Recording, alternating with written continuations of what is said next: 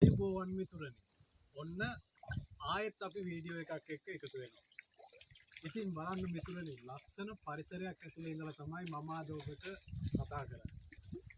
බලන්න මිතුරනි මේ ස්වභාව ධර්මයේ කියන දායාදය මනුෂ්‍යයන් වෙච්ච අපට කොයිතරම් සම්පතක් වෙලා තියෙනවද?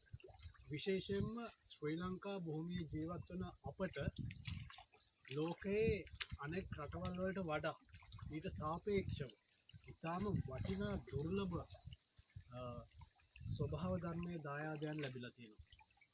ඒත් සහෝදරවරුනි, හිතවතුනි, මිතුරනි, අපි මේ ස්වභාව ධර්මයේ කියන එකට කොයිතරම් ආදරය කරනවද?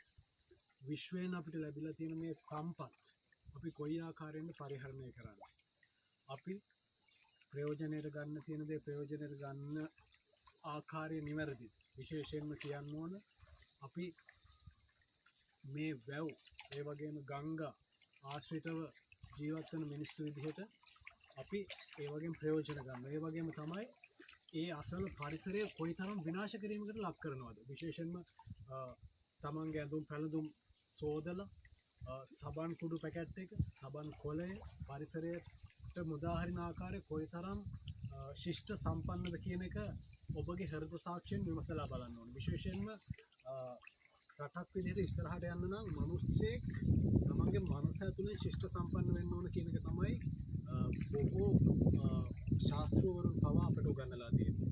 ඉතින් මිතුරනි, සහෝදරවරුනි, සහෝදරියනි, හිතන්න පොඩ්ඩක් ඔබ ජීවත් වන පරිසරයේ ඔබගේ නිවසෙන් බැහැර කරන කසල අපද්‍රව්‍ය පරිසරයට මුදා හරින්නේ මොන ආකාරයෙන්ද කියන එක. විශේෂයෙන්ම ඔබ උගත් වෙන්න පුළුවන්, ඔබ නුගත් වෙන්න පුළුවන්, ඔබගේ කසල ප්‍රතිචක්‍රීකරණය කරන ආකාරය පිළිබඳව ඔබ මේ මොහොතේ ඔබගේ හෘද සාක්ෂියෙන් විමසලා බලන්න. මොකද පරිසරය සුරැකුණොත් තමයි අපේ ජීවිත සුඛිත මුදිත වෙන්නේ. විශේෂයෙන්ම ඔබ ධනවත් වුණත්, ඔබ උගත් වුණත්, ඔබ කොයිතරම් තරාතිරමක සිටින කෙනෙක් වුණත් වැඩක් නැහැ.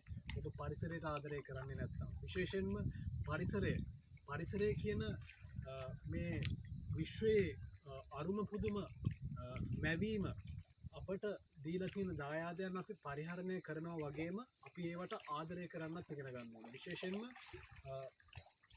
වැව්, මේ ජලය, ඒ වගේම ගංගා අපිට ලබා දෙන මේ සුන්දරත්වය, ඒ වගේම අපිට ලබා දෙන ප්‍රයෝජනය අපි ප්‍රයෝජනයට ගන්නවා වගේම අපේ ඉදිරි අනාගතයටත් මේව පරිහරණය කරන්න අවශ්‍ය පරිසරය සලස්සලා ඒ වගේ ප්‍රණීත භාවය, ඒ කියන්නේ නැවුම් බව අනාගත පරපුරටත් ගෙන යන්න පුළුවන් ආකාරයට තමයි අපි මේ පරිසරය ලස්සනට පවත්වාගෙන යන්න ඕනේ. මම හිතනවා ඔබ බුද්ධිමත් මිතුරෙක් විදිහට මේ පණිවිඩය ලෝකයට අරන් යයි කියලා. ඉතින් ඔබට සුබ දවසක්. අපි නැවතත් දවසක හමු වෙමු. ආයුබෝවන්.